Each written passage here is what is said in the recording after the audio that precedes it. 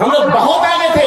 جب میڈیکل کی بات آئی، ایک بات میں اور آپ کو بتا دوں کہ جب یہاں پر مسلمانوں کے یہاں سوال آیا، منڈل منڈل سے ٹکرانے لگے، مسلمان راجا سے ٹکرانے لگے، مسلمان خلیفہ مسلمان بادشاہ ایک دوسرے کے خلاف ہونے لگے، آپس میں لڑائیاں ہونے لگی، تعلیمی مراکز تباہ و برباد کیے جانے لگے، اور وہ بصرہ، وہ کوفہ، وہ مکہ، وہ مدینہ، وہ طائف، وہ تمام علم کے مراکز جہاں پر بڑے بڑے مدارس تھے، جہاں پر بڑے بڑے علم والے تھے، جہاں پر ہماری بڑی بڑی لائبریریاں تھی، بڑے بڑے کتب خانے تھے، اور پھر مسلمانوں میں جب آپس میں چکر شروع ہوئی، لڑائی شروع ہوئی، طائف کا رہنے والا بصرہ والوں پر حملہ کر رہا ہے، مدینے کے مسلمان تو پھر ٹھنڈے تھے، عراق کے مسلمان دوسرے والوں پہ حملہ کر رہے ہیں. آج بھی مسلمان ایک دوسرے کے پیچھے پڑے ہیں. اپنے گاؤں میں ایک مسلمان اوپر اٹھتا ہے، دوسرا ٹانگ کھینچتا ہے. یہ کیفیت ہمیشہ مسلمانوں کے اندر رہی ہے. اللہ کے نبی نے 1000 بار سے روکا ہے، منع کیا ہے کہ ایسا مت کرو. کوئی آگے بڑھ رہا ہے تو بڑھنے دو. لیکن میرے بھائیوں، جب مسلمانوں کی یہ حالت ہوئی،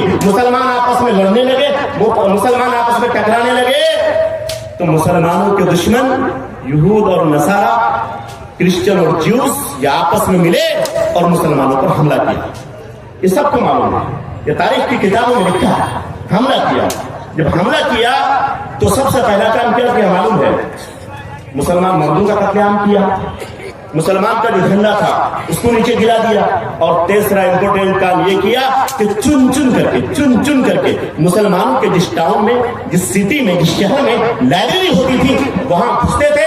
جو اہم کتاب ہوتی تھی اس کو اٹھا لیتے تھے، جو عام کتاب ہوتی تھی اس میں آگ لگا دیتے تھے. تاریخ کیا گواہ ہے کہ اتنی کتابیں جلائی گئی، اتنی لائبریریاں جلائی گئی کہ لائبریری کے جلنے کے بعد جب اس راک کو اٹھا کر کے دریائے دجلہ اور دریائے فرات کے پانی میں ڈالا گیا تو کئی دن تک راک کے اور اس کھار کی وجہ سے اور آگ کے جلنے کی وجہ سے جب پانی میں ڈالا گیا تو پانی کالا ہو گیا، پانی کالا ہو کے بہتا رہا.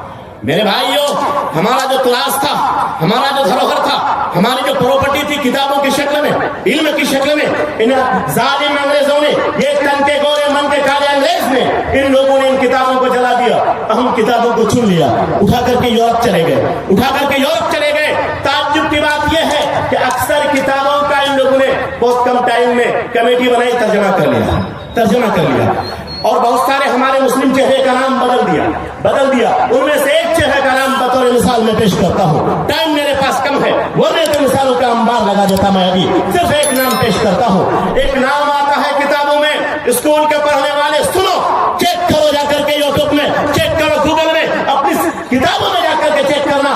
خاص طور پر جو لوگ میتھمیٹکس سے تعلق رکھتے ہیں، حساب اور الجبرا سے تعلق رکھتے ہیں، میں ان سے مخاطب ہوں. ایک نام آتا ہے جس کا نام ہے جابر بن حیان، جس نے دنیا میتھمیٹکس میں بھوچال لایا تھا.